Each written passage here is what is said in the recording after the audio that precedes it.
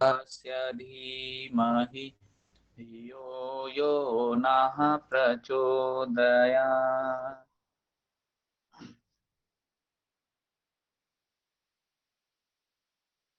वैसे हमने कम्युनिकेशन में ऑलमोस्ट सभी चीजें कंप्लीट कर ली हैं। तो इसमें कुछ इंपॉर्टेंट टैक्टिकल टर्म्स जिसको डिफरेंट डिफरेंट टाइम्स में दे पूछा गया है चीजों को अलग अलग टर्म्स के रूप में। तो वो सारी चीजें आज हम लोग देख लेंगे ताकि वो टर्म्स हमारे माइंड में आ जाए कि हाँ ये स्पेसिफिक टर्म इसके लिए कभी कभी यूज किया गया है या कोई और स्पेसिफिक टर्म ही यूज किया गया है। और वो चीजें थोड़ी कभी इंपॉर्टेंट हो जाती हैं हमारे समझ को डेवलप करने के लिए और स्पेशली आंसर करने के लिए। तो जैसा हमने ऊपर सबसे पहले हम लोग कल क्वेश्चन सारे हमने कंप्लीट किए, उसके बाद ये जो है सेंडर इनकोडिंग और उसके बाद मैसेज चैनल के थ्रू पहुंचता है डिकोडिंग रिसीवर, ये ऑलरेडी आप समझते हो कि ये कैसे हो रही है, ये क्या प्रोसेस है। कल हमने इस पे बात भी किया था कि किस तरीके से इसका जो चैनलाइजेशन होता है, इसके बाद क्या आता है, पहले इनकोडिंग आता है, फिर मैसेज आता है और मैसेज के पहले और सिंबल आ जाते हैं। तो ये सारी चीजें आपको माइंड में रखनी होंगी। अब नेक्स्ट अगर पॉइंट की बात करें जो यहाँ पे क्वेश्चन के रूप में आपके सामने है, a communication process can be considered complete when, यानी कि कम्युनिकेशन प्रोसेस को कंप्लीट कब माना जाता है ये आपको बताना है। तो इसका भी आपको आंसर करना है कि कोई भी प्रोसेस कंप्लीट कब होगा, कम्युनिकेशन कब आप कह दोगे कि कंप्लीट हो गया। तो बहुत ही इजी है, बहुत सही आप लोग जा रहे हो। यहाँ पर जो चार ऑप्शन है, the sender transmits the message, the message, पहले सेंडर अगर मैसेज भेजा तो क्या प्रोसेस कंप्लीट हो गया कम्युनिकेशन का? नहीं, अभी तो स्टार्ट हुआ है। और the message इंटर्स the channel, channel में इंटर किया तो नहीं, वहां पे भी अभी हम नहीं कह सकते हैं। और तीसरा जो है the message leaves the channel, message ने चैनल को लीव कर दिया है तो हमारा हो गया है, तो वहां पे भी अभी हम नहीं कह सकते हैं।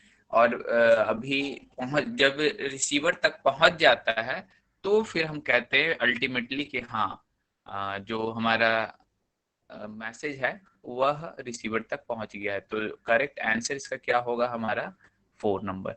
मेरी आवाज सही आ रही है सभी लोग तक या बहुत कम आ रही है? हेलो। नहीं सर, एकदम सही आ रहा है। Okay, thank you. तो नेक्स्ट पॉइंट पे हम लोग आते हैं। यहाँ पे कुछ कुछ इम्पोर्टेंट पॉइंट्स हैं। अ, मैं आपको 1 मिनट के लिए, थोड़ा सा इमरजेंसी कॉल आ रहा है, मैं अटेंड करके आपको तुरंत अटेंड करता हूँ। Just 1 minute.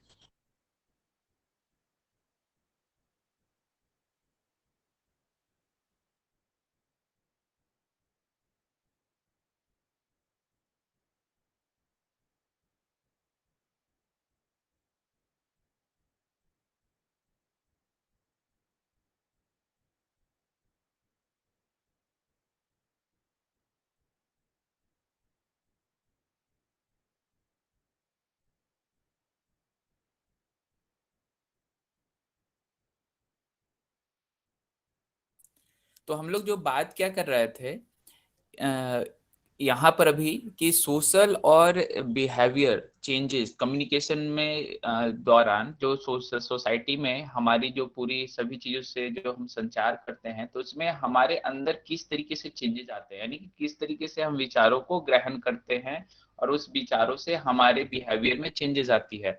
तो उस चीज को यहाँ पर बताने की कोशिश की गई है कि social and behaviour changes communication, किस तरीके से कम्युनिकेशन हमारे बिहेवियर और जो पूरे पर्सनैलिटी में चेंज लाता है। तो सबसे पहले क्या होता है कि हम चीजों के प्रति अनजान होते हैं, जैसे बच्चों का या कोई भी नए चीज जिसे आप जान रहे होते हैं।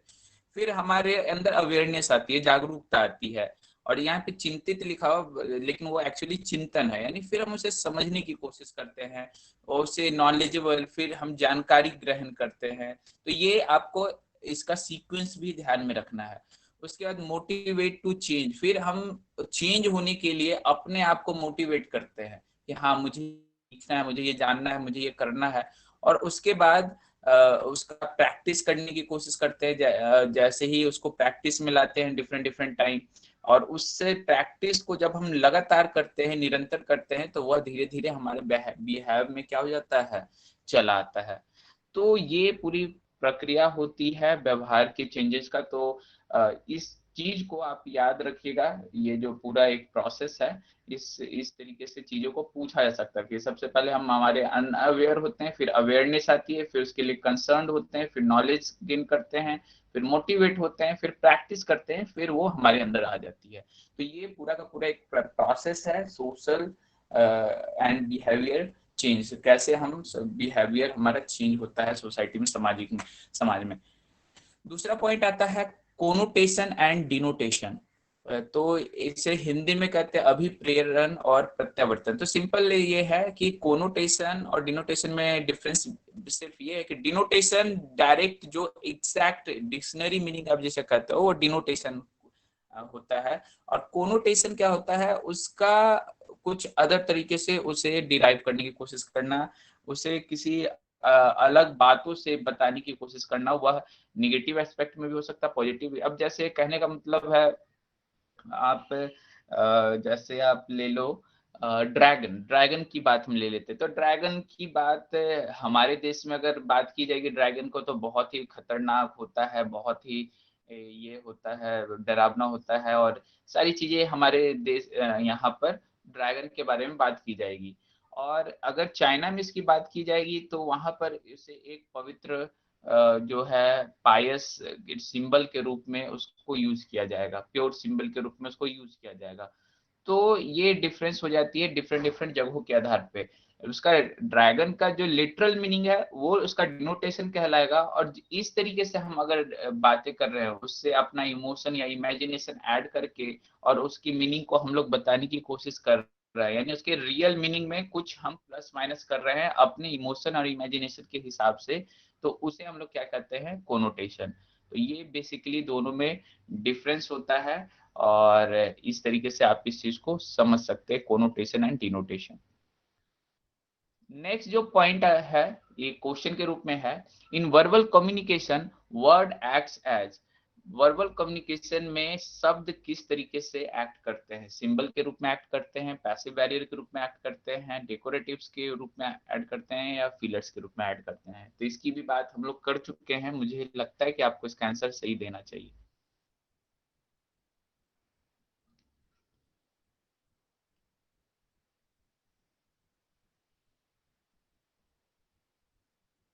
बहुत बढ़िया, बहुत अच्छे तरीके से, यानी आप समझ रहे होंगे कि आपके पास अब काफी बेहतर तरीके से नॉलेज पहुंच रहा है, और अच्छा लग रहा है कि आप सभी लोग आंसर सही तरीके से दे रहे हैं, यानी आप पढ़ाई कर रहे हो।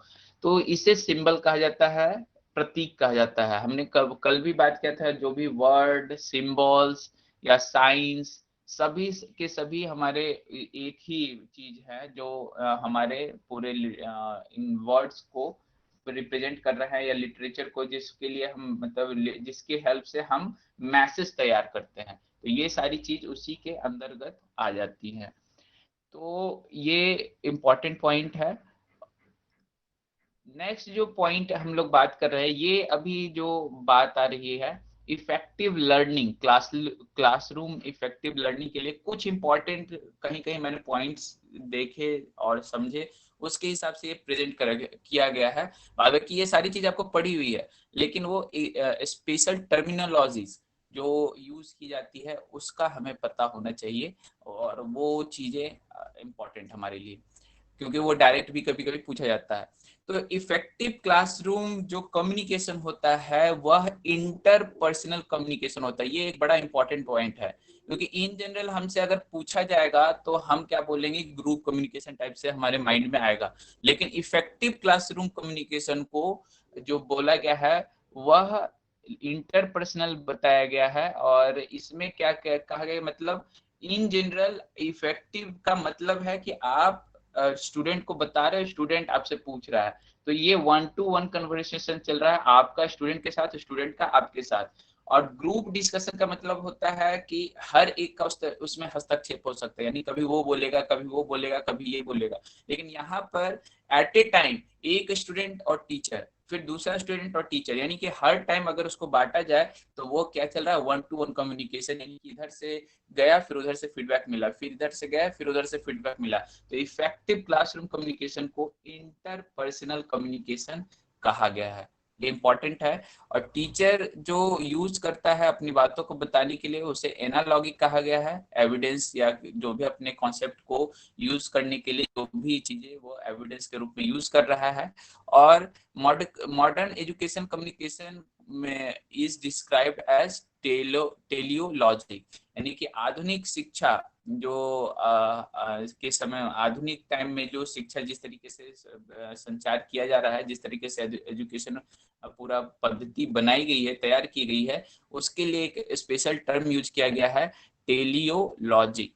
तो ये दोनों बातों का आप ध्यान रखिएगा कि जो टीचर यूज कर रहा है एविडेंस अपने कॉन्सेप्ट को बताने के लिए उसे एनालॉजीज कहा गया है। और जो मॉडर्न एजुकेशनल कम्युनिकेशन है, जो एजुकेशनल कम्युनिकेशन जो टीचर और स्टूडेंट के बीच जो सारे संवाद हैं, ये सारी चीजें या और जो भी चीजें हैं जो मॉडर्न एजुकेशनल कम्युनिकेशन में आता है, उसे टेलियोलॉजिक कहा गया है।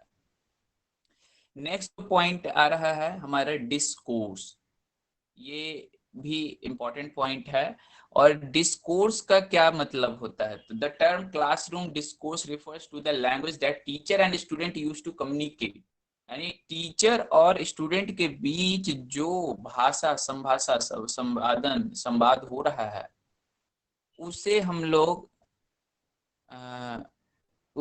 क्या कहते हैं? डिस्कोर्स कहते हैं। अभी आपने जो मैसेज भेजा मैं उसे समझ नहीं पाया। रिलीजियस सेरेमनी कहते हैं एज पर रिलीजियस उपनयन,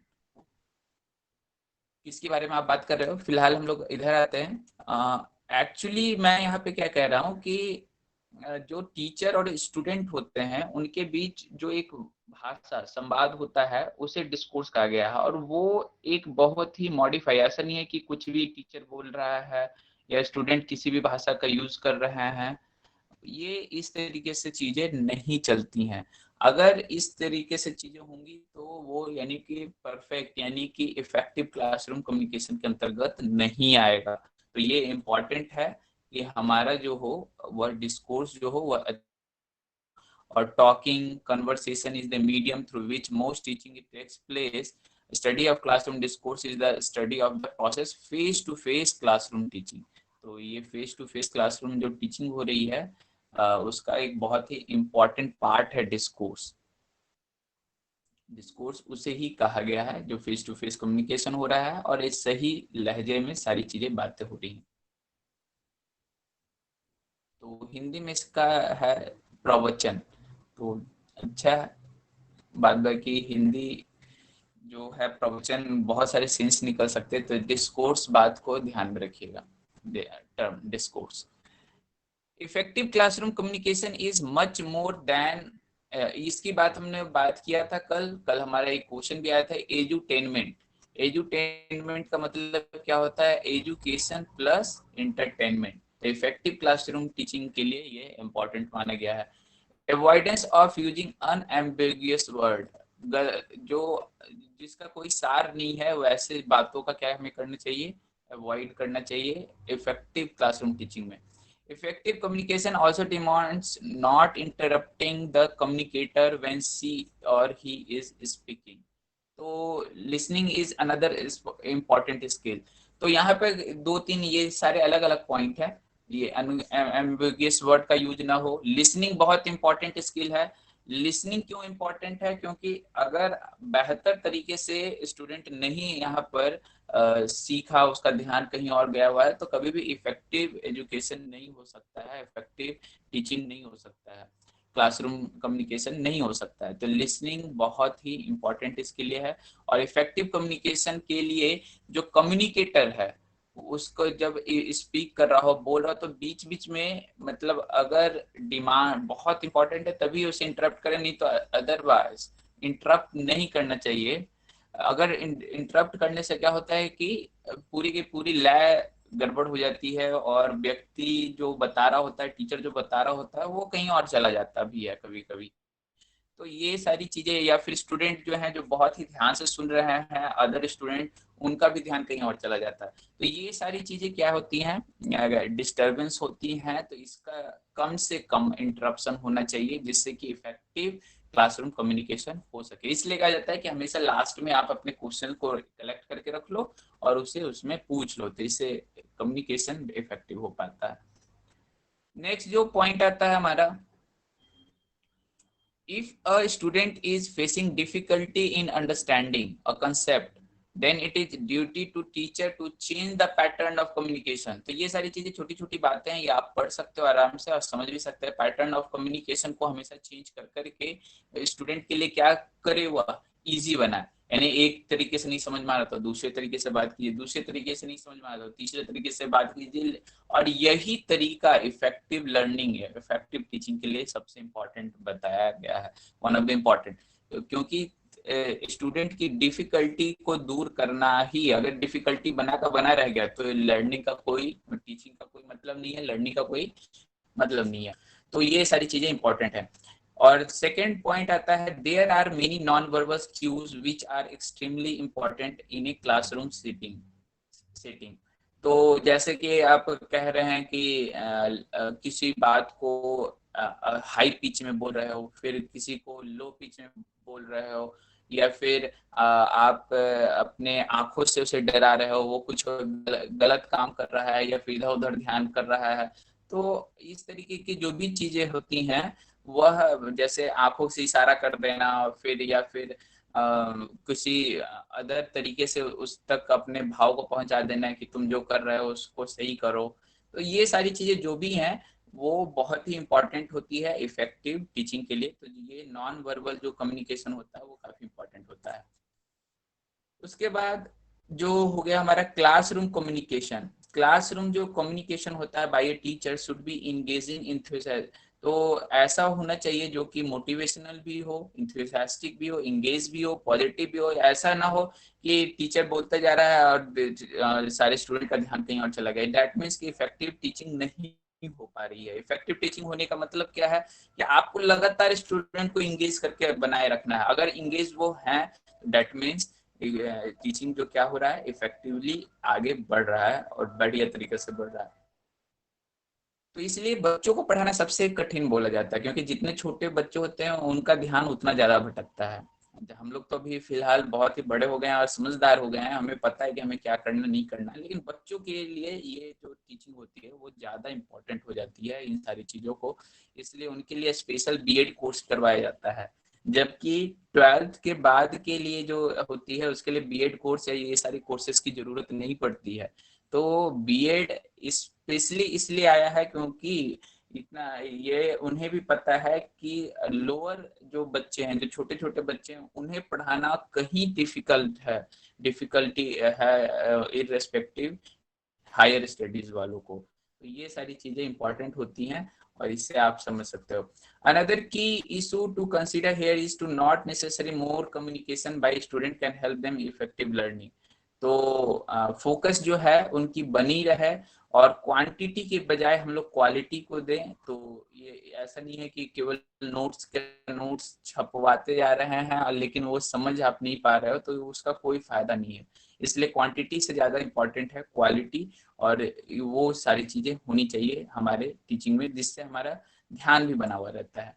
और quality of communication can be enhanced making the communication concise clear ambiguous. यानी कि अपने वॉइस को जितना अच्छा से तरीके से और सही वे में वो प्रेजेंट कर पाएगा और जितना सही तरीके से क्लियर थॉट के साथ, क्लियर तरीके के साथ उसे वो प्रेजेंट कर पाएगा स्टूडेंट के सामने, वो उतना जल्दी उसे समझते हैं।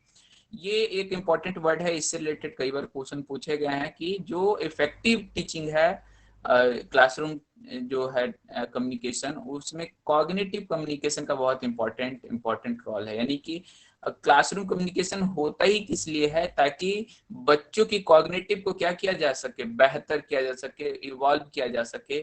तो जो इफेक्टिव क्लासरूम कम्युनिकेशन होता है उसका एक बहुत ही इंपॉर्टेंट रोल क्या होता है, कॉग्निटिव कम्युनिकेशन। यानी कि उसका उद्देश्य ही कह सकते हो आप cognitive involvement.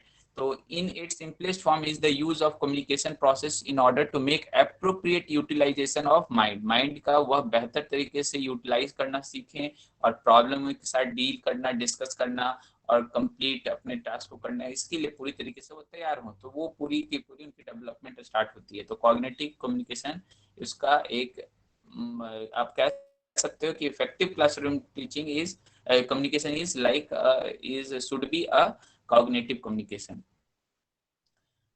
Classroom communication should always be student centric. कैसा होना चाहिए? Student centric. अगर अच्छा क्लासरूम होना है, आपको टीचिंग करना है, और आजकल हर जगह स्टूडेंट सेंट्रिक ही होती है। पहले ही ऐसा होता था कि केवल टीचर बोल रहा है, स्टूडेंट का काम सिर्फ और सिर्फ सुनना है, लेकिन अब स्टूडेंट सेंट्रिक हर टीचिंग को बनाने की कोशिश की जा रही है। यानी कि बार बार आपसे पूछा जाता है, आपसे बार बार बातें की जाती हैं, आपके प्रॉब्लम शेयर किए जाते हैं, उसके बाद फिर उस जो भी फीडबैक होता है उसके आधार पर चेंजेस किए जाते हैं। तो ये सारी चीजें इंपॉर्टेंट हैं आज के टाइम के लिए। लर्न एबिलिटी, यानी लर्निंग की एबिलिटी जितनी बेहतर हो पाएगी वो उतना इफेक्टिव कम्युनिकेशन कहलाएगा, क्लासरूम कम्युनिकेशन। और classroom communication should essentially be empathetic, यानी कि इम्पैथेटिक यानी कि आपको सही तरीके से सारी चीजें को क्या होना चाहिए, प्रेजेंट होना चाहिए। जो इम्फेसाइज है, सारी चीजें जो बताई जा रही हैं वह सुचारू रूप से सही तरीके से हो। तो ये सारे वर्ड्स आपके सामने मैं प्रेजेंट करना चाह रहा था, इसलिए ये सारा पीपीटी बनाया गया। बाद बाकी ये सारी चीजें हमारी हो चुकी हैं, लेकिन ये हर एक जो इम्पोर्टेंट वर्ड है इससे रिलेटेड चीजें पूछी गई हैं, इसलिए ये ध्यान रखिएगा। तो ये जैसे यहाँ पे वर्ड है ice breaker. Ice breaker word, what is the meaning of ice breaker? Ice breaker का मतलब बेसिकली जो होता है वह यह होता है कि जैसे कोई टीचर, नया टीचर गया उधर, न्यू स्टूडेंट भी नए उनके लिए न्यू होंगे और स्टूडेंट के लिए टीचर न्यू होगा। तो उस केस में क्या होता है कि टीचर सोचता है कि स्टूडेंट कुछ बोले और स्टूडेंट सोचता है कि टीचर कुछ बोले, और उसके बाद फिर टीचर सोचता है चलो छोड़ो, बाद में धीरे धीरे हमारा परिचय हो जाएगा, और वो अपना सीधा पढ़ाना शुरू कर देता है।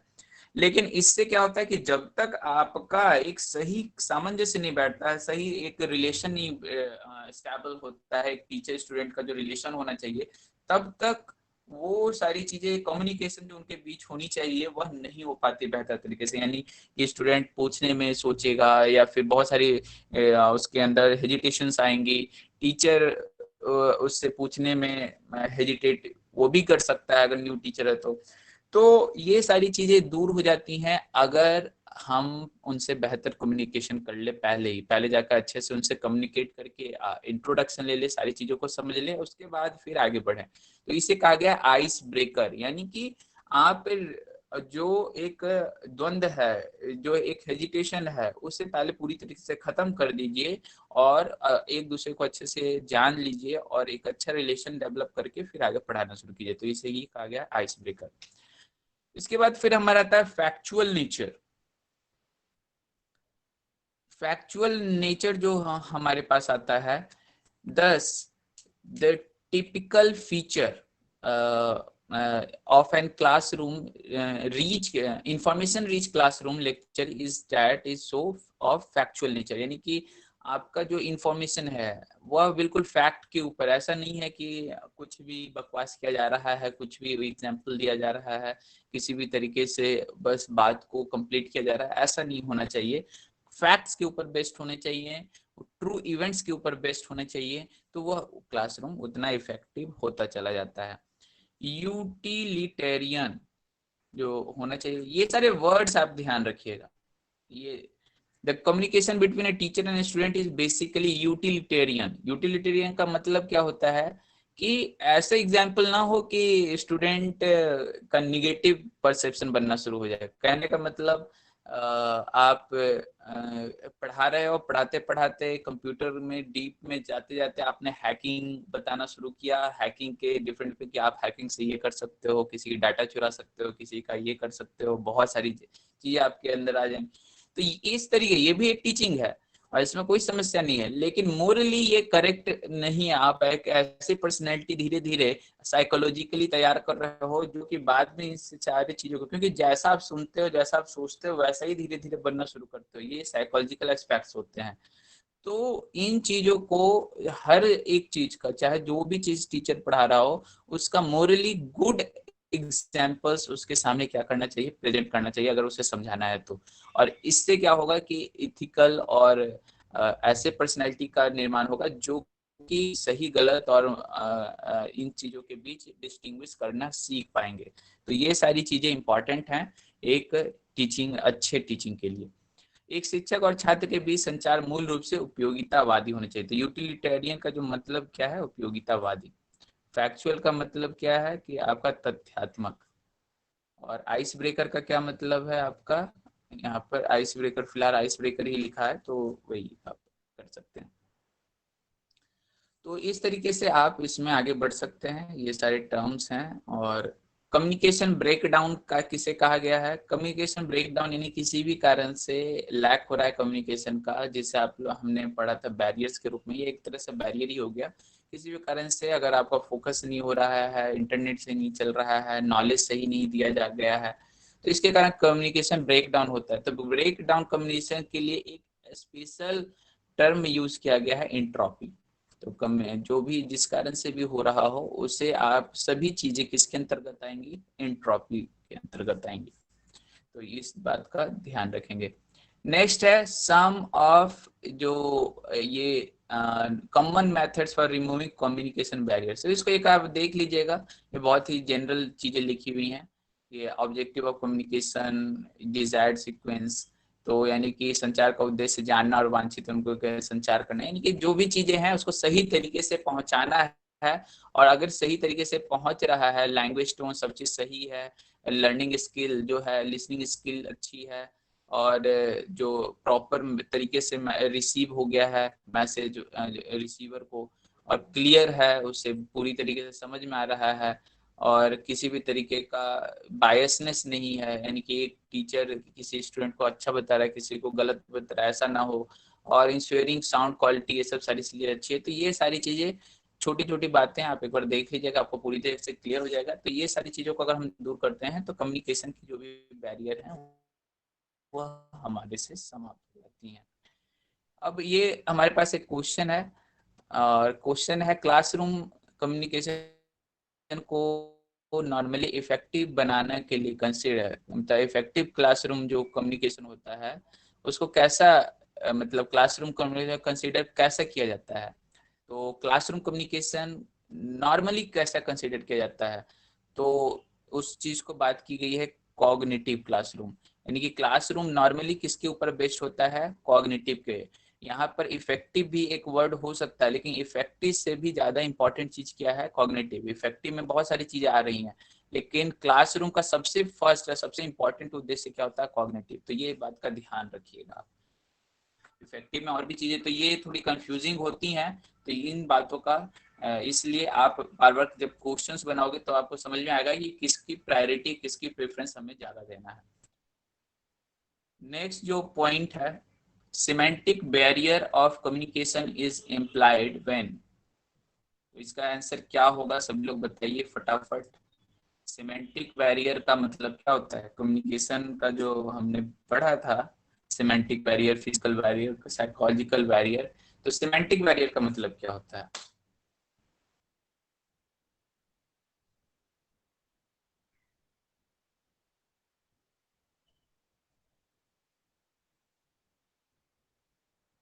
ओके, बहुत सारे लोगों ने आंसर दिया है, और अच्छी बात यह है कि सभी लोग एक ही आंसर दे रहे हैं, एक दूसरे का देख कर मत दीजिएगा, आप खुद से ही दीजिएगा।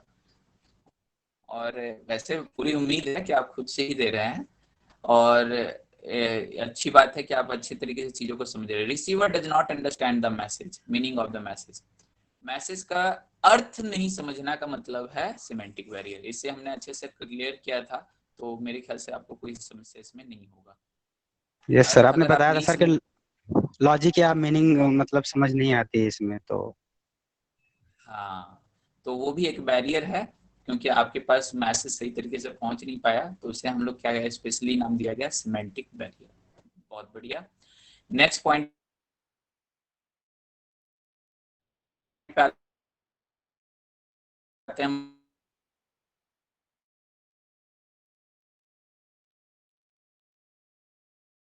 लोग।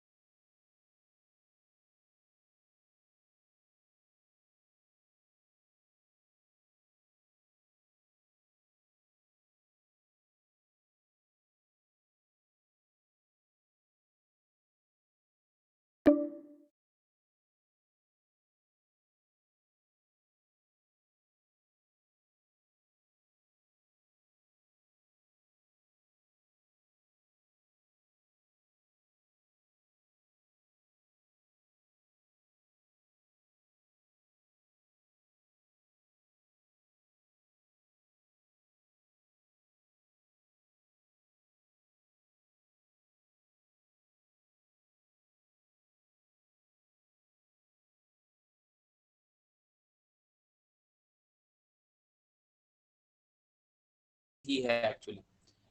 साइकोलॉजिकल नॉइज, ये भी हमने पढ़ा था, साइकोलॉजिकल बैरियर, वो सारी चीजें साइकोलॉजिकल नॉइज में आ जाएंगे। नॉन सिमेंटिक नॉइज, इस तरीके का कोई भी टर्म हमने स्टडी नहीं किया है, नॉन सिमेंटिक नॉइज और इस तरीके से, तो ये आपको कंफ्यूज करने के लिए दिया हुआ है डी। तो A, B and C are correct option. ये सारे हमारे बैरियर्स हैं इफेक्टिव कम्युनिकेशन के बीच में। और for A and D only, D D है ही नहीं एक्चुअल में, क्योंकि जो बैरियर्स हैं वही हमारे नॉइज हैं, तो वो ध्यान रखिएगा।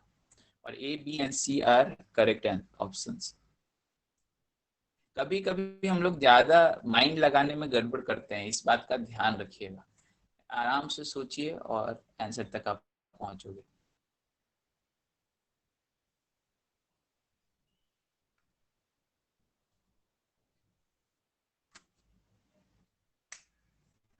सम of the barriers to effective communications are. देखिए अब नई न्यू टर्म यूज किए गए हैं, इसलिए ये सारी चीजें मैंने आपके सामने लाए, क्योंकि ये इम्पोर्टेंट है।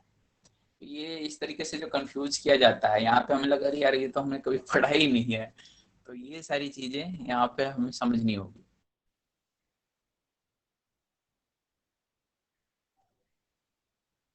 तो सबसे पहले क्या है यहाँ पर, some of the barriers to effective communication are. Effective communication में जो बैरियर्स हैं कुछ, वो क्या क्या हैं, और ये टर्म्स आपको पता होनी चाहिए। सबसे पहले जैसे पॉलीसेमी, अब इसका अर्थ खुद आपको निकालना होगा। ये आप कहीं भी किसी भी जगह किसी को नहीं पढ़ाया जाएगा, ये खुद से समझना होगा। पहले तो इसमें क्या है, पॉली प्लस सेमी, यानी सिमेंटिक को भी ये प्रेजेंट कर रहा है। और पॉली, पॉली का मतलब क्या है, जैसे पॉलीथीन है, ये सारी चीजें, यानी पॉली का क्या मतलब होता है हमारा, मेनी, बहुत सारे। तो पॉलीसिमेंटिक यानी कि अगर एक ही वाक्य का कई अर्थ अगर निकल रहा हो, तो निश्चित रूप से कम्युनिकेशन में क्या होगा, प्रॉब्लम आएगा, क्योंकि आप समझ नहीं पाओगे कि आप किस अर्थ से का यूज करना चाह रहे हो। तो पॉलीसिमेंटिक बैरियर है, बिल्कुल है। सिंपल लैंग्वेज नहीं, सिंपल लैंग्वेज बैरियर कैसे, ये तो और अच्छी बात है कि जितने सिंपल लैंग्वेज का आप यूज करोगे कम्युनिकेशन उतना इफेक्टिव होता है, तो ये कभी भी बैरियर नहीं हो सकता है। यूज ऑफ क्लीचेस, क्लीचेस कैसे हो गए, क्लीचेस का मतलब क्या हो गया। अब ये छोटी छोटी चीजें हमें पता होनी चाहिए। यहाँ पे भी क्लीच ही लिखा हुआ है, वैसे आपका एग्जैक्ट हिंदी में इसको थोड़ा और हिंदी किया जाएगा शायद। क्लीचेस मतलब जैसे आप मुहावरे ले रहे हो, उदाहरण टाइप से, जो ये आप अलग अलग बातों का यूज करते हो मुहावरे टाइप से, तो वो क्लीचेस में आते हैं। तो ये क्लीचेस से क्या कम्युनिकेशन जो है, पेपर शो नहीं हो रहा है, पेपर मेरे ख्याल से शो हो रहा है, आप देख लीजिए, कहीं आप का कुछ और आपने पिन कर दिया होगा। तो यूज ऑफ क्लीचेस जो है इफेक्टिव कम्युनिकेशन बाधा। अब आप बहुत ज्यादा मुहावरों का यूज कर रहे हैं, अब बेचारे को मुहावरा पता ही नहीं है, तो निश्चित रूप से उसे कुछ भी समझ में आने वाला नहीं है।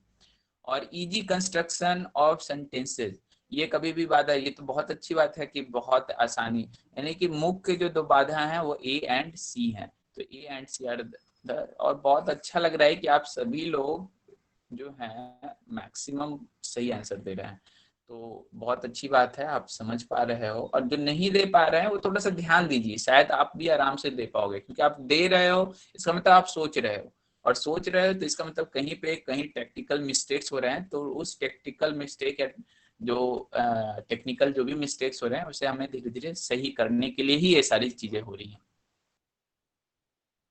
अब हमारा आता है जो हम लोग कल मास मीडिया उससे रिलेटेड चीजें जो पढ़ रहे थे, तो उसमें जैसे कंफ्यूजन हमारा आया था कल कि जो कल्चर से रिलेटेड चीजें हैं वो सारी खींचे, तो इसलिए इससे रिलेटेड जो एक छोटा सा है, दो तीन स्लाइड्स मैंने किए हैं, जिससे आपको क्लियर हो जाएगा कि इसके अंदर क्या क्या चीजें आ जाएंगी और कैसे इस सारे में हम यूज कर सकते हैं मास कम्युनिकेशन का।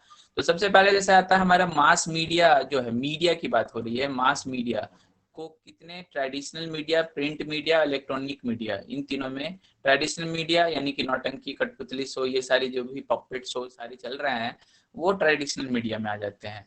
प्रिंट मीडिया में न्यूज़पेपर, मैगजीन्स हो गए, और इलेक्ट्रॉनिक मीडिया में जो कि आज हम लोग सारा सोशल मीडिया, रेडियो, टीवी का यूज कर रहे हैं, तो ये इस तरीके से तीन तरह के मीडिया हो गए। Function of mass media. देखिए कल फंक्शन की ही बात की गई थी और जिसमें हमने क्या कहा था, कल्चरल ट्रांसमिशन से रिलेटेड जो बात थी वो वहां पे ऑप्शन में दिया होता। तो फंक्शन क्या है इसे आप अच्छे से समझ जाइए तो आपको कोई भी समस्या फिर नहीं होगी। तो सर्विलेंस ऑफ द इन्वायरमेंट, जो पर्यावरण का सुरक्षा ये और उसकी निगरानी करना और उसके बारे में सूचित करना, ये फंक्शन होता है मास मीडिया का। Mass communication exist to observe and inform, mass media keep citizen informed of news and times of crisis, ये सारी चीजें। Cultural transmission and influencing societal norms, तो ये एक्चुअली क्या होता है, ये आपको बताना की कोशिश करना है कि जो भी चीज किस किस तरीके की घटनाएं चल रही हैं हमारे सोसाइटी में, कहीं पर क्या हो रहा है या किस तरीके से हो रही है, या फिर प्लस माइनस जो भी इवेंट हो रहा है, तो वो सारी चीजें क्या हो रही हैं उसे बताना ही आपका क्या होता है। ये थोड़ा सा नीचे हो गया है, ये यहाँ पे आएगा और ये यहाँ पे आएगा।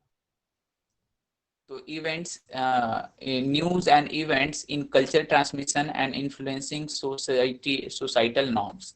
तो यानी कि कहने का मतलब है कि आपको जो भी मतलब कल्चरल चीजें चल रही हैं उन सभी चीजों को आपको आप तक पहुंचाना, यह क्या होता है, उसका एक उद्देश्य होता है मास मीडिया का। और एजुकेशन एंड एंटरटेनमेंट, ये तीसरा पॉइंट हो गया। तो ये 3 पॉइंट आपको ध्यान में रखना है इससे रिलेटेड, यानी कि आपको न्यूज पहुंचाना है आप तक है, आपसे कोई एनालिसिस करवाना या किसी तरीके का काम करवाना, ये उनका कोई भी उद्देश्य नहीं होता मास मीडिया का, ये बिल्कुल ध्यान रखिएगा। कल अदर जो 3 थे वो हमें ये बताने की कोशिश कर रहे थे कि हम वहां पे या तो हम जज को हेल्प कर सकते हैं या फिर पॉलिसी निर्माण में हेल्प कर सकते हैं उसके हेल्प से। नहीं, ये सारी चीजें कुछ भी यहाँ पे नहीं आएंगी। आपको जो घटनाएं घट रही हैं उसकी न्यूज आप तक पहुंचाना, ये उसका मुख्य उद्देश्य है। तो वो घटनाओं को 3 रूप में हम लोग जनरली डिवाइड कर सकते हैं। सोशल मीडिया एडवर्टाइजमेंट, एडवर्टाइजमेंट भी मास मीडिया फंक्शन में आ जाएगा, कोई दिक्कत नहीं है। एडवर्टाइजमेंट आप कहाँ पे कर रहे हो, किस तरीके से कर रहे हो, ये डिपेंड करता है। एडवर्टाइजमेंट आपका जैसे एजुकेशन का है तो एजुकेशन एंड एंटरटेनमेंट के अंतर्गत आ जाएगा। तो बहुत सारे तरीके हो सकते हैं, तरीके अलग अलग हो सकते हैं मास मीडिया के। आप किसके थ्रू कर रहे हो, वीडियो के थ्रू कर रहे हो, ये एडवर्टाइज कर रहे हो, जो भी कर रहे हो। तो लेकिन मुख्य रूप से समझना ये है कि उसका नॉलेज हमारे तक पहुंचाने का ये माध्यम है। हमसे कोई एक्सप्लेनेशन या हमसे कोई ये क्या कहते हैं, हमारा अनुभव वहां तक ज्यादा कुछ शेयर नहीं होता है कि हम कुछ उसमें इंटरफेयर कर सके। बस वो जो देते हैं वो हमारे तक पहुंच जाता है। सोशल मीडिया जो है, अब ये क्या है, सोशल मीडिया को समझने की जरूरत है। सोशल मीडिया का मतलब क्या होता है कि जहाँ पे बहुत सारे पार्टिसिपेंट्स होते हैं और वो सारे हमारे क्या होते हैं, शेयर करते हैं विचार, एक दूसरे को जानते हैं, समझते हैं। और बहुत सारे आप क्या कहते हैं, जो भी है कंटेंट शेयर करते हैं, बहुत सारी चीजें हैं जो भी आप शेयर कर रहे हो, उसके माध्यम से एक दूसरे के संपर्क में आते हैं। एक दूसरे का सभी पूरे वर्ल्ड विश्व सभी की जानकारियां आपको इसके हेल्प से भी मिल जाती हैं और आप अपने घर परिवार और दोस्त फ्रेंड संबंधी सभी कोई भी जानकारियां ले पाते हो। तो अब मैं एक क्वेश्चन पूछ रहा हूँ कि क्या यूट्यूब सोशल मीडिया है या नहीं है? आपको यस और नो में आंसर देना है। क्या यूट्यूब सोशल मीडिया है या नहीं है?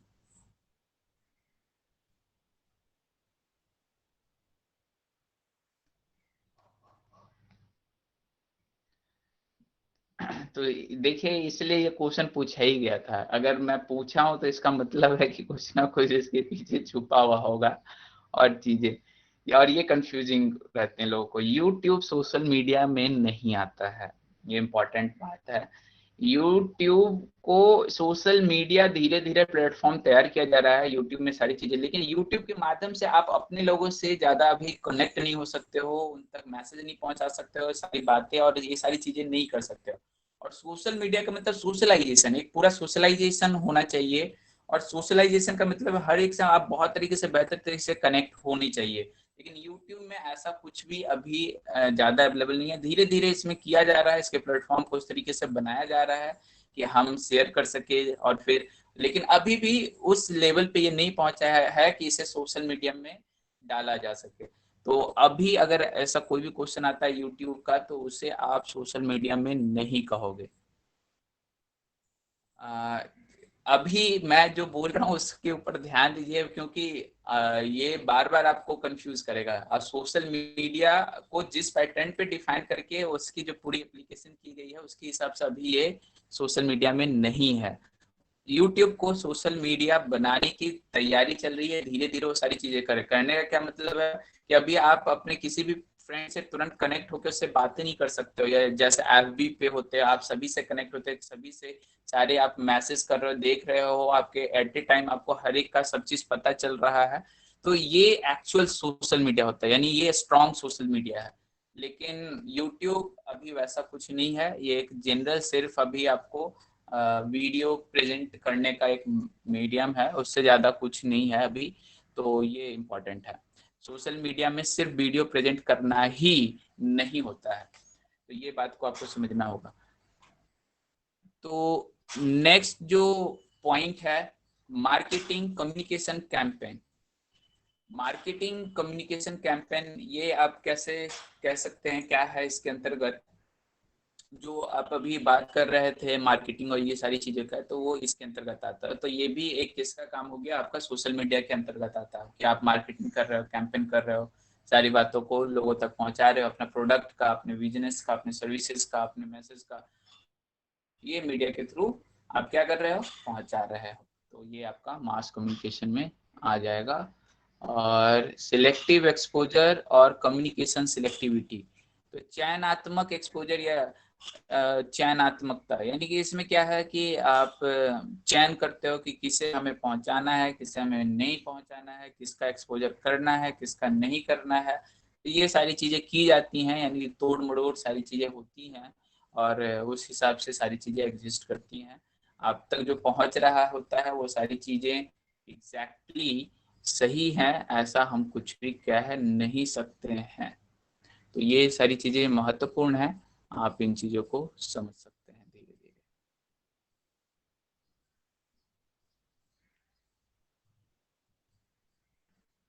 ओके,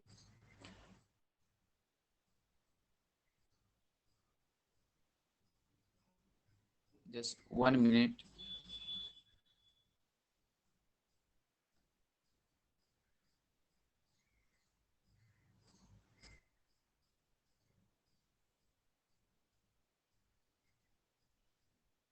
तो ये सारी चीजें थी। ट्विटर, ट्विटर ये सब सारी चीजें आ जाएंगी सोशल मीडिया में। ट्विटर आ जाएंगी, ये सारी, इसमें सारे लोगों से हम लोग कर रहे हैं, ट्विटर हो गया, ये फेसबुक हो गया, ये सारी आ जाएंगी। तो चयनात्मक सिलेक्टिव एक्सपोजर, यानी कि क्या होता है, कि कहने का क्या मतलब है कि कुछ चीजों को आप कभी कभी, जैसे कि कोरोना से ही रिलेटेड करके चलते हैं, तो कोरोना में आप सारी चीजों को आप नहीं बता रहे हो, आप कुछ चीजों को बता रहे हो जिससे कि सोसाइटी को पहुंचना चाहिए। पहुंचना तो वैसे बहुत सारी चीजें चाहिए, लेकिन आप कुछ चीजें बताते हो, कुछ चीजें नहीं बताते हो, और ये किस पर डिपेंड करता है कि जो बताने वाले हैं वो इसे किस तरीके से सोच रहे हैं, समझ रहे हैं सारी चीजें। तो इसे ही कहा जाता है सिलेक्टिव एक्सपोजर, कम्युनिकेशन सिलेक्टिविटी, यानी कि क्या बताना है, क्या नहीं बताना है, किस तरीके से बताना है, इंडिविजुअल टेंडेंसी टू फेवर किसको। कोई है कि किसी इंफॉर्मेशन को बहुत जोर दे करके बताते हैं, कोई किसी दूसरे इंफॉर्मेशन को बहुत जोर देकर बताते हैं। तो ये सिलेक्टिविटी और ये सारी चीजें के अंतर्गत आती है, यानी कि जिसके प्रति आपका ज्यादा विश्वास होता है उसे आप ज्यादा जोड़ करके बताते हो, और वही आपका सिलेक्टिव एक्सपोजर हो गया, यानी कि आपकी ज्यादा ध्यान उसके ऊपर है। सही है या नहीं वो अलग बात है, लेकिन आप ज्यादा, जैसे होता है कोई किसी पार्टी को लेकर के बातें करते हैं, कोई किसी पार्टी को लेकर के बातें करते हैं, तो ये सारी चीजें सिलेक्टिव एक्सपोजर के अंतर्गत आ जाती हैं। तो ये बातें आपको ध्यान में रखनी है। नेक्स्ट जो है इसमें कुछ इंपॉर्टेंट जो पॉइंट है, वन वे, हाँ, एनालॉग मास कम्युनिकेशन, ये थोड़ा सा ध्यान रखिएगा, ये वर्ड एनालॉग मास कम्युनिकेशन में। एनालॉग मास कम्युनिकेशन जो है ये one way process of transferring message, यानी कि जो एक यानी कि जैसे आप रेडियो के माध्यम से, टीवी के माध्यम से, इन माध्यमों से जो आप देते हो, या फिर आप प्रिंट मीडिया के माध्यम से यानी कि पेपर, ये सारी चीजें देते हो, तो ये सारी चीजें एनालॉग मास कम्युनिकेशन में आता है। मास कम्युनिकेशन में और भी अदर चीज आती हैं, लेकिन ये स्पेशली किस में आती है? एनालॉग मास कम्युनिकेशन, यानी कि वन वे प्रोसेस हो रहा है ट्रांसफरिंग मैसेज का। तो इसे आप क्या कहते हो? तो प्रिंट मीडिया इसमें सबसे बेस्ट जो एनालॉग मास कम्युनिकेशन में क्या कहलाता है? Print media. कि प्रिंट मीडिया में आप किताब लिखते हो, छापते हो, चली जाती है, और फिर दर्शकों तक वो क्या होती है? रिसीव होते चली जाती है। तो ये क्या हो गया कि वन वे कम्युनिकेशन है, वन वे प्रोसेस है। ट्रांसफरिंग मैसेज आप कर रहे हो, आपने रिकॉर्ड किया और लोगों तक पहुंचा दिया, आपने लिखा और लोगों तक पहुंचा दिया। तो इसे, इन सारे मास कम्युनिकेशन को क्या कहा जाता है? Analogue mass communication. मार्केटिंग के अंतर्गत अभी ऐसा कुछ मत कहिए। मार्केटिंग एक अपने आप को बताना और ये सारी चीजें हैं, उसमें सिर्फ वो मार्केटिंग में ही आता है, ऐसा कुछ नहीं कह सकते। बिना मार्केटिंग का भी आप अपने प्रेफरेंस के हिसाब से चीजें बता सकते हो, ऐसा कुछ भी चीज ये नहीं है। तो दोनों को एक साथ मत लाइए, अलग अलग तरीके से दोनों को समझने की कोशिश कीजिए। गेट कीपिंग, गेट कीपिंग कल भी हमने पढ़ा था। गेट कीपिंग का मतलब क्या होता है कि क्या आप तक पहुंचना है, क्या आप तक नहीं पहुंचना है, या फिर क्या चीजें हैं, उसके लिए एक कंपनी और ये सारी चीजें होती हैं, वो आपको फिल्टर करती हैं। कई बार क्या होता है कि आप तक कुछ चीजें जो होती हैं, जैसे कोरोना का बहुत सारा ऐसा न्यूज होगा जो आप सरकार पहुंचने ही नहीं दिया होगा आप तक। उसका कारण भी बहुत सारे होते हैं कि लोगों को भय का वातावरण ना बन जाए, ये सारी बातें ना बन जाए। तो एक्चुअली वो जो ऑर्गेनाइजेशनल स्तर पर ये सारी जो फिल्टरिंग की जाती है, इन सारी चीजों को जो ऑर्गेनाइजेशनल स्तर पे हो रही है, उसे हम लोग क्या कहते हैं? Gatekeeping. यानी किसे जाने देना है, किसे नहीं जाने देना है, यानी कि किसे किसे पर्दे पर आने देना है, किसे पर्दे पर नहीं आने देना है। तो ये पूरी जो फिल्टरिंग की जाती है वो हो गई आपकी गेट कीपिंग। और positive liberty is the possession of the capacity to act upon one's free will, as opposed to negative liberty which is freedom from external restraint one's action। तो ये बेसिकली कहा क्या गया है कि दो तरह का लिबर्टी होती है। एक होती है पॉजिटिव लिबर्टी, एक होती है निगेटिव लिबर्टी। तो हमारे कंट्री में आज भी क्या चल रही है? Negative liberty. यानी कि नेगेटिव लिबर्टी इन जनरल कहा जाता है, अब है या नहीं है वो नहीं हम लोग कह सकते, लेकिन इन जनरल जो पूरे न्यूज के अकॉर्डिंग क्या है कि हम लोग निगेटिव लिबर्टी है। नेगेटिव लिबर्टी का एक्चुअल मीनिंग क्या होता है कि फिजिकली हम पर कोई दबाव नहीं है, हम कोई काम कर सकते हैं, लेकिन मेंटली दबाव है। मेंटली दबाव का मतलब आप एक्चुअल में वो वर्क नहीं कर सकते हो, आपको कहीं ना कहीं आपको उसका अधिकार नहीं दिया जाएगा, आपको उसका परमिशन नहीं दिया जाएगा, आपको बहुत सारी चीजें।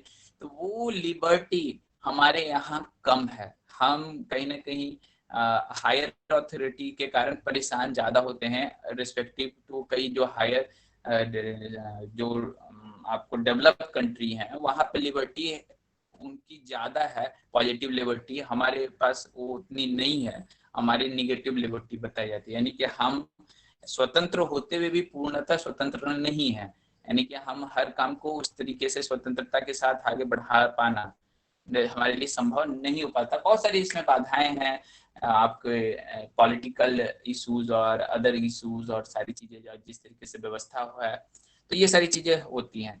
तो कहने का मतलब हमारे निगेटिव लिबर्टी हमारा जनरली कहा गया, पॉजिटिव लिबर्टी नहीं है। पॉजिटिव लिबर्टी का मतलब मेंटली भी हमें पूरी तरीके से फ्री छोड़ दिया जाए, आप कुछ भी कर सकते हो। हाँ, एक कानून और ये सारी चीजें होंगी, लेकिन आपको एक मौका दिया जाएगा कि आप बढ़िए आगे और इन सारी चीजों को करिए। तो धीरे धीरे कोशिश की जा रही है पॉजिटिव लिबर्टी की ओर। तो देखते हैं सारी चीजें जो भी है। तो ये आप समझ जाइए कि क्या बेसिकली डिफरेंस क्या है पॉजिटिव और निगेटिव लिबर्टी में। इसके बाद हमारा आता है 4 स्टेट्स ऑफ डेमोक्रेसी। डेमोक्रेसी के 4 जो तरीके होते हैं, लोकतंत्र के जो 4 महत्वपूर्ण चीजें हैं वो हैं लेजिस्लेटिव, एग्जीक्यूटिव, जुडिशरी और प्रेस मीडिया। ये 4 इंपॉर्टेंट पॉइंट हैं फॉर डेमोक्रेसी। एक जो लॉ बनाता है, एक जो उसको एग्जीक्यूट करता है, यानी कि निर्णय मतलब सबके सामने लाता है, कार्यकारी रूप में लाता है, और एक जो उस पर निर्णय देता है। तो ये कार्य गवर्निंग एडमिनिस्ट्रेशन बॉडी, यानी कि उसमें डिसाइड करते हैं। तो एक डिसाइड करने वाला होता है, एक उसे फिर पूरा फैलाने वाला होता है, एग्जीक्यूट करने वाला होता है, दोनों में डिफरेंस है। और उसके बाद प्रेस मीडिया के हेल्प से उसे फिर आगे क्या किया जाता है, जनरल जो नॉर्मल पीपल तक है उसे क्या किया जाता है, कम्युनिकेट किया जाता है। तो ये बेसिकली जो लोकतंत्र के चार मुख्य हैं, जिससे आप कहते हो लेजिस्लेटिव यानी कथावाचक, वाचक या कथाकारी कुछ होना चाहिए, कथा सिर्फ नहीं होगा, कार्यकारी, न्यायिक और प्रेस मीडिया। तो ये आप देख लीजिएगा, बस इस टर्म्स को माइंड में रखिएगा कि ये चार चीजें होती हैं 4 स्टेट्स ऑफ डेमोक्रेसी। चलिए अब आप लोग क्वेश्चन इसे फटाफट बनाना शुरू कीजिए, क्वेश्चंस के रूप में कुछ हैं और वो फिर आपको मजा आएगा। बेसिक आज कुछ भी ज्यादा एक्स्ट्रा आपको नहीं बताया गया है, आज पीछे जो हुई थी उन्हीं में कुछ इंपॉर्टेंट पॉइंट्स बताए गए हैं, तो इसे आप कंप्लीट कीजिए।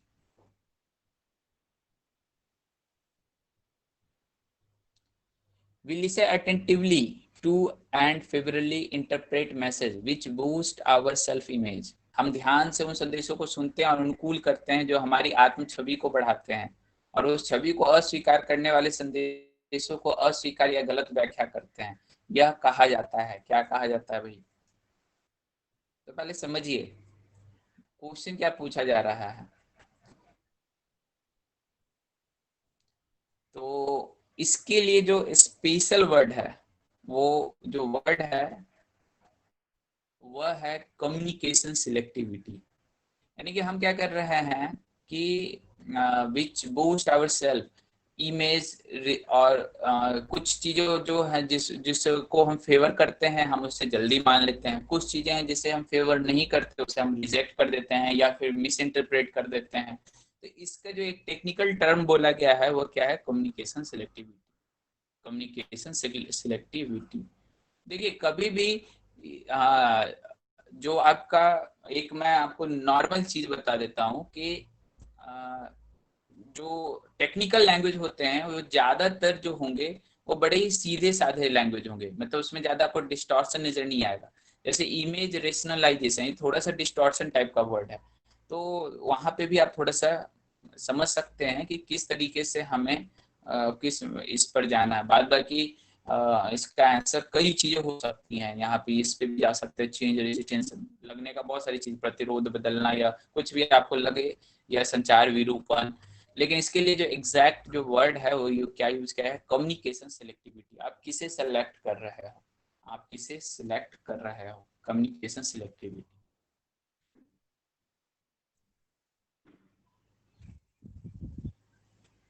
तो इसमें कोई कंफ्यूजन, कम्युनिकेशन सिलेक्टिविटी, ये बस आपको ध्यान ही रखना है। चयनात्मकता, संचार चयनात्मकता ही इसे कहा गया है।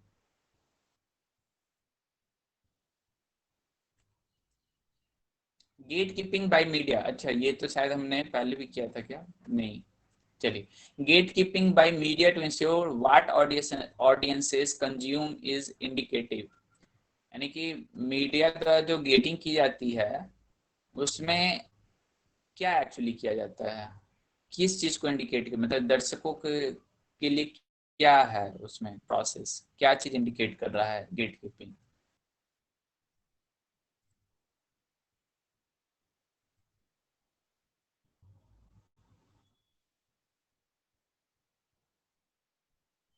बहुत बढ़िया, बहुत सही तरीके से आप समझ पा रहे हो, अच्छा लगा मुझे। मीडिया कंट्रोल्स ऑन सोसाइटी, ये बिल्कुल सही ऑप्शन है। मीडिया क्या कर रही है उसके थ्रू, हमारे सोसाइटी के ऊपर कंट्रोल कर रही है। आपको रियलिटी, अब जैसे कि मैं किसी एक हमारे ऑफिसर थे उनसे मैं बात कर रहा था, तो उन्होंने बोला कि आपको क्या पता, पर डे कम से कम 20 से 25 ऐसे केसेस आते होंगे जो बॉम्ब फाइंडिंग और ये सारी चीजें होती हैं हमारी कंट्री में पर डे, मिनिमम उससे ज्यादा ही होते होंगे।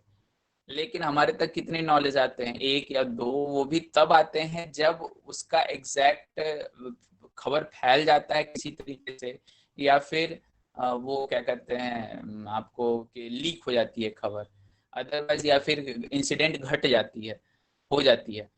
तो इसका मतलब ये है कि ऐसा नहीं है कि वो हम तक पहुंचाएंगे, ऐसा इसलिए ताकि हम नहीं तो मेंटली प्रेशर में आ जाएंगे, हमें लगेगा अरे यार हम तो बड़ा सुरक्षित हैं, ये है वो है।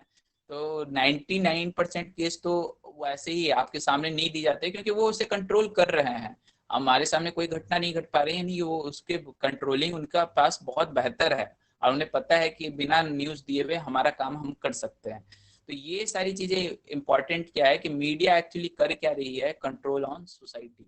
सोसाइटी के ऊपर आपका उनका मीडिया का कंट्रोल होता है, वो जैसा दिखाना चाहते हैं उस तरीके से आपका मन बनता चला जाता है, उस तरीके से ही आप चीजों को रिसीव करना शुरू कर देते हो। तो ये सारी चीजें होती हैं, गेट कीपिंग का मुख्य उद्देश्य वही है। तो इसलिए आज सबसे बिगेस्ट पावर मीडिया को बोला जाता है, किसी भी पॉलिटिकल कैरियर को बनाने और बिगाड़ने में बहुत महत्वपूर्ण रोल है आज मीडिया का। तो चलिए नेक्स्ट क्वेश्चन पे हम लोग आते हैं।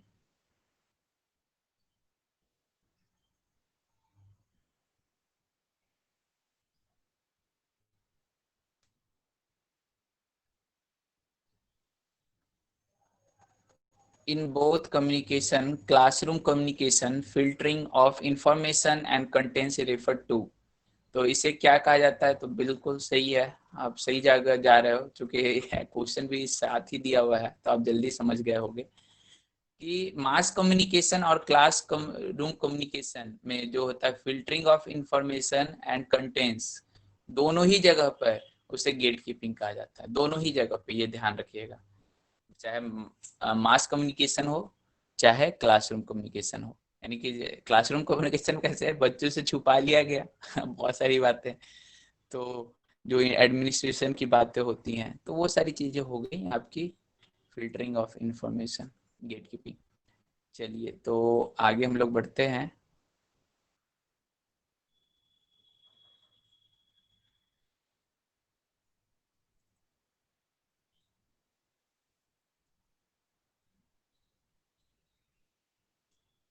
Which of the following function of mass media, mass media का क्या फंक्शन है? तो ये तो हमने कल ही किया था, इसके तो टू ट्रांसमिट कल्चर। निम्नलिखित में से कौन जन मीडिया का एक कार्य है? चलिए तो इसी का है। और इसमें द वर्ड हैप्टिक्स डिनोट्स, कल हमने बात किया था हैप्टिक्स, कई बार बात किया है। हैप्टिक्स क्या है? स्पर्श, स्पर्श संचार। ये इसके लिए एक और वर्ड आपके सामने आ गया, टैक्टाइल कम्युनिकेशन। तो ध्यान रखिएगा, टैक्टाइल कम्युनिकेशन भी कहते हैं हैप्टिक्स वाले को। तो एक ही के कई नाम हो सकते हैं, तो उसको केवल ध्यान में आप रखिएगा। तो कभी कभी देखिए हिंदी वाला आपको फायदा दे जाता है, कभी कभी इंग्लिश वाला फायदा दे जाता है, इसलिए दोनों में एक में ना समझ में आ रहा तो दूसरा में देख लीजिए, हिंदी जरूर पढ़ लीजिए। चलिए नेक्स्ट क्वेश्चन पे आते हैं हम लोग।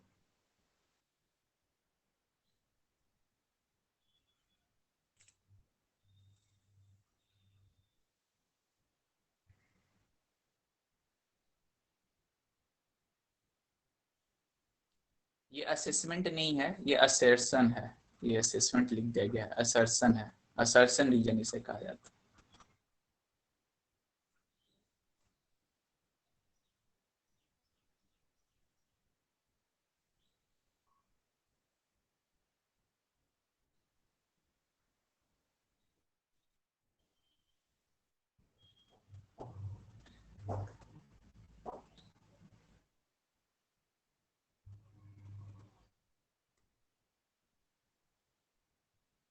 चलिए हम लोग आंसर करते हैं, खुश रहिए सभी लोग, लेकिन आंसर भी करते जाइए।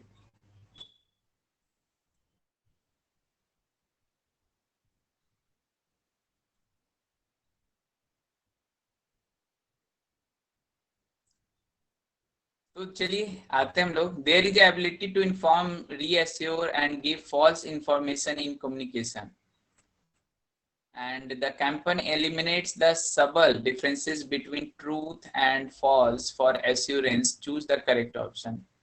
तो सबसे पहले देखिए ये बिल्कुल सही है, संचार में सूचना देना, आश्वस्त करना, गलत सूचना देने की क्षमता होती है। बिल्कुल गलत सूचना भी आप दे सकते हो, उसमें कोई भी दिक्कत, मतलब कोई भी ऐसा आप मना नहीं कह सकते हैं। तो ये कम्युनिकेशन में है ये सारी एबिलिटी, बिल्कुल सही बात है। अब हम लोग ये देखते हैं कि इसका रीजन सही है या नहीं। रीजन पहले सही है या नहीं, और रीजन करेक्ट एक्सप्लेनेशन कर रहा है या नहीं। इसलिए 1 और 2 में बहुत लोग कंफ्यूज होते हैं, इसलिए थोड़ा सा ध्यान से इसे हम लोग देखेंगे। जो इम्पोर्टेंट पॉइंट क्या है हमारा कि the campaign eliminates the subtle difference between truth and false for assurance। बिल्कुल सही है, जो कैंपेन है वो हमारा एलिमिनेट करता है डिफरेंस किसके बीच, सत्य और असत्य के बीच। जो प्रचार है वह उसके बीच सूक्ष्म को समाप्त कर देता है। तो सही है, वो आश्वासन के लिए कि कौन सही है कौन गलत है, आपको एक कहीं ना कहीं वो बताने की कोशिश करते हैं उसके हेल्प से, प्रचार के हेल्प से। तो ये दोनों क्या है, इसका सही अभिकथन है। तो यहाँ पर जो आंसर है वो 1 ही है, ये इसका सही अभिकथन बताया गया है कि जो आर है वो इसका करेक्ट एक्सप्लेनेशन है कि जो एक्चुअली आप इन्फॉर्म कर रहे हो, आप रीएश्योर कर रहे हो या फॉल इंफॉर्मेशन गिवन दे रहे हो। तो इन्फॉर्म और रीएश्योर ये सब सारी चीजें किसके हेल्प से हो रही हैं, आप इसी के हेल्प से कर रहे हो ना, कैंपेन एलिमिनेट्स एंड सब, यानी कि इनके हेल्प से आप इन चीजों को कर पा रहे हो। तो इसलिए यहाँ पे सिर्फ करेक्ट एक्सप्लेनेशन कहा गया, but bit it is little confusing. और लेकिन आंसर जो है इसका 1 ही है। इवन मुझे भी थोड़ा कंफ्यूज हुआ था, तो कोई बात नहीं, होता है, लेकिन आंसर इज 1। हाँ देखिए, कहने का सही बात है, प्रचार गलत भी हो सकता है, तो वही चीज है, लेकिन उसके द्वारा आपको इन्फॉर्म किया जाता है, रीअश्योर किया जाता है। वो उस बात पे पहुंचना चाहते हैं, समथिंग ऐसा लग रहा है कि जो कैंपेन है उसके हेल्प से वो वहां तक पहुंचने की नहीं समझ में आया। देखिए, सबसे पहले दोनों करेक्ट स्टेटमेंट है, ये तो समझ में आ गया ना सबको, कि पहला भी सही है दूसरा भी सही है, ये तो मेरे ख्याल से सबको समझ में आ गया है। अब जो इंफॉर्मेशन होता है, जो संचार होता है, उसमें हम लोग सूचना देते हैं, उस सूचना में आश्वस्त करते हैं और उससे गलत सूचना भी दे सकते हैं। और जो प्रचार होता है आश्वासन के लिए सत्य और असत्य के बीच सूक्ष्म अंतर को समाप्त करता है। यानी कि ये जो प्रचार है उसके माध्यम से हम आश्वस्त कर रहे हैं, उसके माध्यम से हम सूचना दे रहे हैं, और कभी कभी उसके माध्यम से हम गलत सूचना भी दे रहे हैं। तो अब सत्य असत्य के बीच सूक्ष्म अंतर को ये समाप्त कर देता है। तो क्या, चलिए फिलहाल मैं भी थोड़ा लिटिल बिट कंफ्यूज्ड हूँ इसमें, क्या एग्जैक्ट क्यों ऐसा होना चाहिए, लेकिन ये सही आंसर वही है 1। तो इसलिए मैं इस पे और सोचूंगा कोई परफेक्ट एक्सप्लेनेशन बनाने के, उसके बाद फिर मैं आपको ये बताऊंगा। चलिए नेक्स्ट क्वेश्चन को हम लोग देख लेते हैं।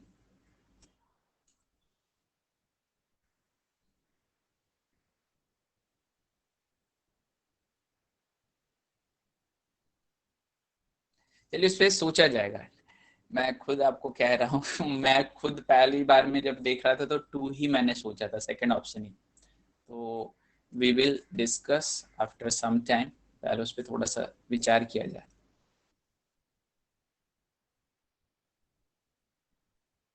शिक्षक कक्षा में एक संदेश शब्दों या चित्रों में भेजता है, तो विद्यार्थी वास्तव में क्या होते हैं।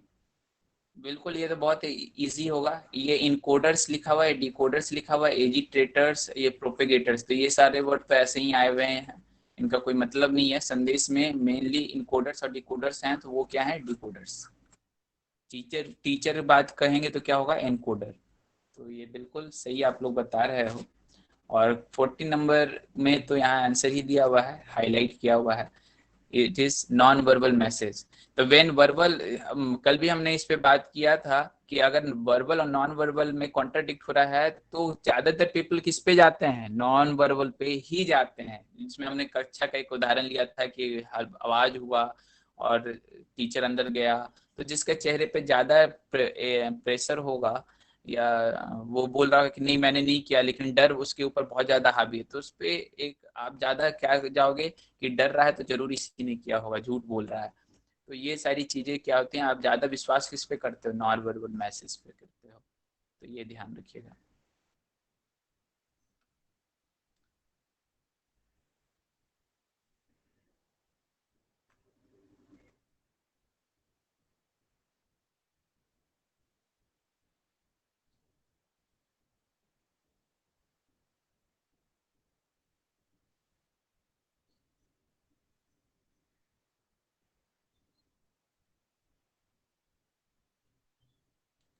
क्लास बस हो गई है, ये लास्ट ही 2 क्वेश्चन है, उसके बाद समाप्त हो जाएगा हमारा।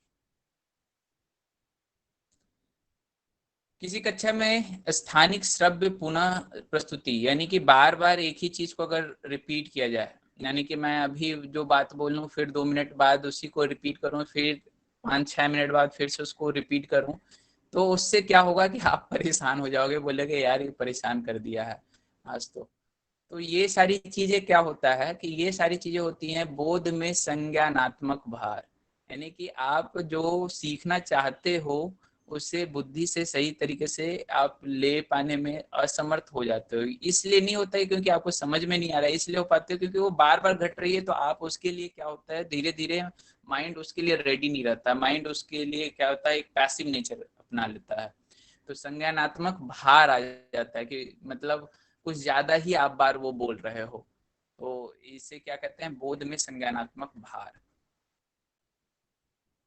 और अभी कथन तो शायद कभी कभी होता भी होगा आप लोग के साथ, तो वो तो आप ही बेहतर समझ सकते हो, यहाँ मैं तो नहीं कुछ बोलूंगा।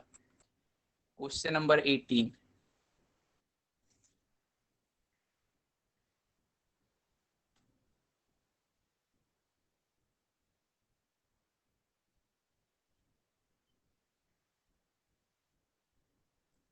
कक्षा में कुशल ढंग से संप्रेषण करना एक स्वाभाविक क्षमता है। कक्षा में प्रभावी शिक्षण के लिए संप्रेषण प्रक्रिया का ज्ञान आवश्यक है। जी बिल्कुल आप सही बता रहे हो, 1 का यही है, 1 आंसर ये सही है। तो पिछला जो क्वेश्चन है उसको मैं एक बार देख लूंगा, शायद उसमें कुछ गड़बड़ी ना हो, एक बार मैं उससे देख लूंगा पिछला जो अभी कथन है जो 2 का है, और उसके बाद फिर हम लोग अगले क्लास में न्यू चैप्टर स्टार्ट करेंगे, लेकिन उसके पहले उसे डिस्कस कर लेंगे क्योंकि शायद मुझे उसका आंसर ध्यान में भी नहीं है और कहीं हो सकता है कि हम लोग गलत हो उसमें जा रहे हो, तो देख लूंगा एक बार जो ये क्वेश्चन है, तो इसके लिए ये इस क्वेश्चन को हम लोग नेक्स्ट क्लास में डिस्कस करेंगे, ये दिस क्वेश्चन।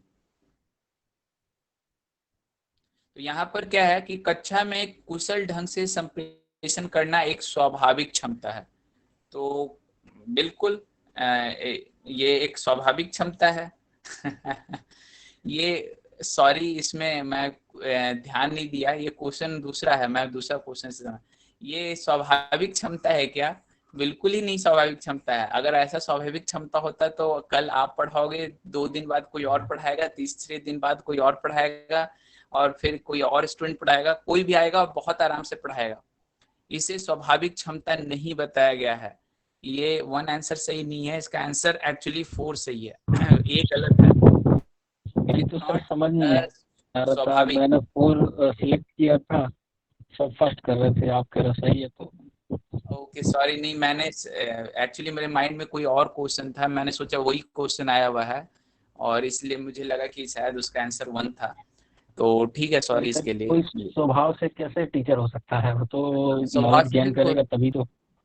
नॉलेज गेन करेगा और उसे पता होनी चाहिए, इतनी हम लोग बीएड कर रहे हैं, इतनी सारी चीजें हो रही हैं, इसका मतलब क्या है? इसका मतलब ये है कि ये स्वाभाविक नहीं है, उसे आपको समझना होता है, आपको समझना होता है कि कैसे बताया जाए, कैसे संप्रेषण किया जाए, उसके बेसिस पे टीचर और अच्छे होते चले जाते हैं।